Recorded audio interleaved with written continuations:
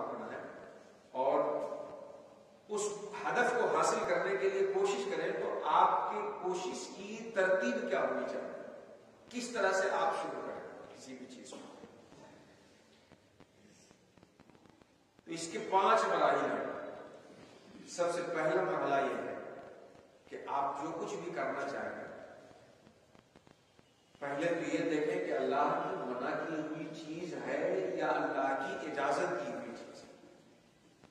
سب سے پہلا مرحلہ آپ کو یہ دیکھیں جو کچھ بھی آپ کرنا چاہتے ہیں شروع ہی جب کیجئے تو پہلے یہ ڈیفائن کر لیجیے، اس کو کلیئر کر لیجیے، فیصلہ واضح کر لیجیے کہ اللہ نے اس کی اجازت دی ہے کہ نہیں دی.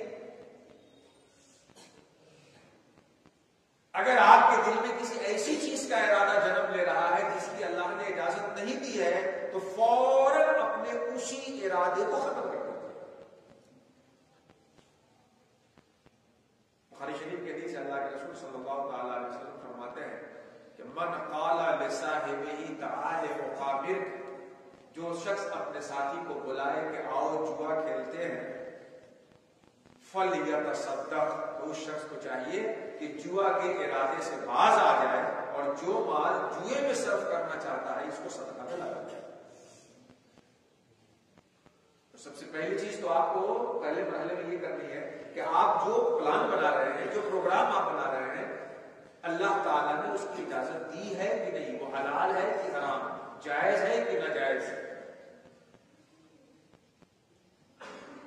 اگر وہ مباح ہے، اللہ نے اس کی اجازت دی ہے، تو اب آپ کو اس میں یہ دیکھنا ہے، اب آپ کو اس میں یہ کرنا ہے کہ آپ کی نیت اچھی ہونی چاہیے.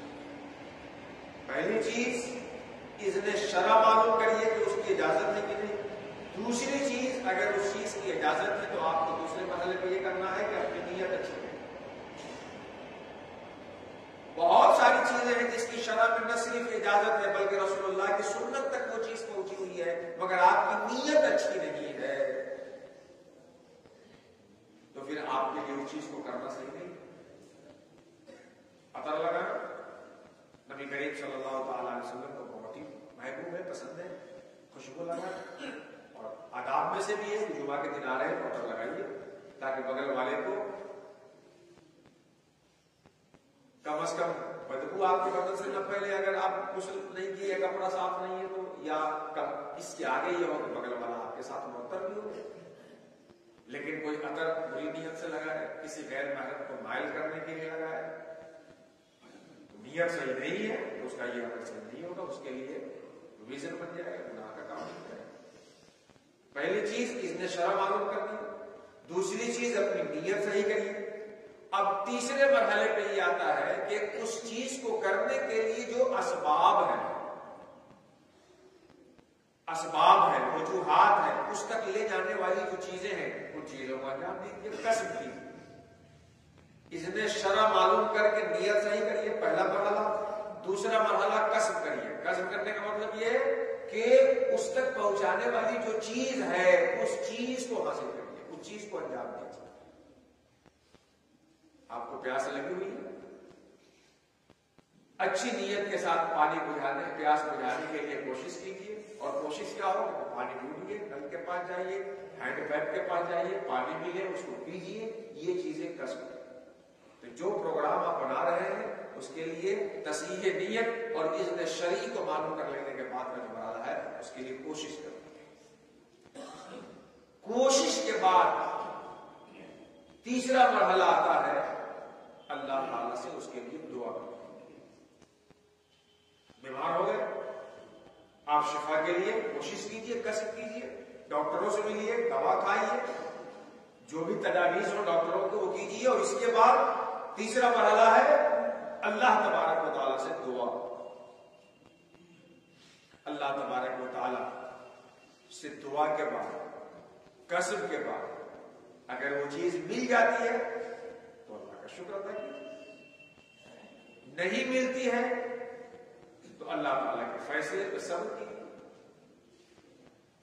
صبر سے پہلے ایک مرحلہ آتا ہے تصبر کا، پھر مرحلہ آتا ہے صبر کا، اور اس کے بعد کا مرحلہ آتا ہے رضا.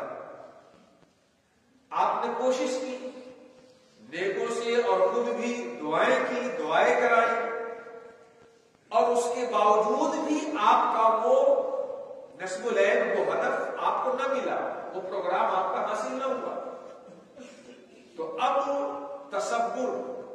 تصبر کا مطلب یہ ہے کہ آپ مشقت صبر کی اپنے اندر کوشش کریں، صبر کرنے کے لیے اپنے آپ کو آمادہ کریں.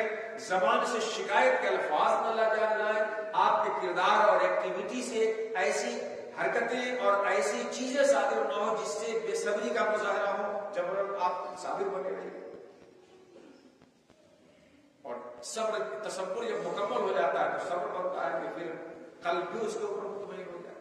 اور اس کے بعد کا مرحلہ یہ ہے کہ صبر ہی کیا کرنا ہے، راضی رہیے. اللہ تعالیٰ نے جو کیا بہت اچھا کیا، وہ چیز ہمارے لیے مناسب ہی نہیں تھی، وہ تو ہم اتنے دن سے پھنسے تھے، اس کے چکر میں اللہ کا فضل ہے کہ کشف کے بعد بھی اس نے نہیں دیا جو ہمارے لیے بہتر ہے. قرآن شریف کی آیت ہے عسیٰ ان تحبوا الشیء وہو شر لکم وعسیٰ ان تکرہوا الشیء وہو خیر لکم واللہ یعلم وانتم لا تعلمون. ایسا ہو سکتا ہے کہ تم کسی چیز کو محبوب گردانو، بہتر جانو، اور وہ چیز تمہارے لیے بہتر ہو.